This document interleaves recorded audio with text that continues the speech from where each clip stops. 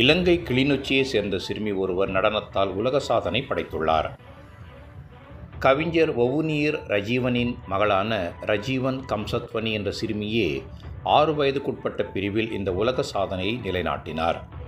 குறித்த நிகழ்வு இன்று காலை 9:30 மணி அளவில் கிளிநொச்சியில் உள்ள தனியார் விருந்தகம் ஒன்றில் நடைபெற்றது.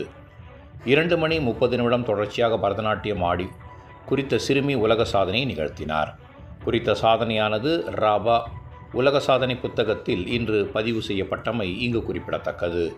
நிகழ்வில் இறுதியில் மன்னார் மாவட்ட கலெக்டர் கணேஸ்வரன் அவர்களால் உலக நாட்டிய இளவரசி என்று மகுடம் சூட்டி வைக்கப்பட்டது. இந்த நிகழ்வில் ராபா உலக சாதனை புத்தக நிறுவனத்தின் இலங்கை நாட்டு தூதுவர் கலாநிதி யோகதாசன், யூட் நிமலன், ராபா உலக சாதனை புத்தக நிறுவனத்தின் கிளிநொச்சி மாவட்ட தலைவர் கலாநிதி சிவனேஸ்வரன், விஜிதா ஆகியோர் நடுவர்களாக பங்கேற்றனர். குறித்த நிகழ்வில் பிரதம விருந்தினராக மன்னார் மாவட்ட கலெக்டர் கணேஸ்வரன் கலந்து கொண்டிருந்தார்.